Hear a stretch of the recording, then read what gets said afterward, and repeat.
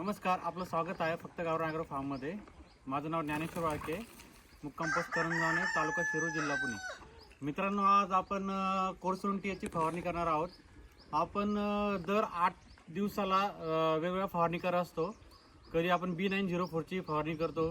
आज आपण कोरसुंटीची फवारणी करणार आहोत.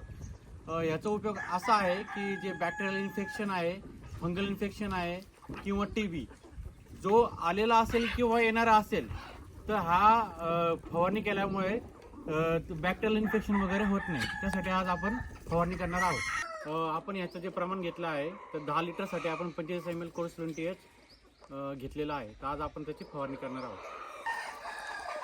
ही फवारणी आपण शेडच्या आतमध्ये पण करणार आहोत आणि शेडच्या बाहेरून पण करणार आहोत.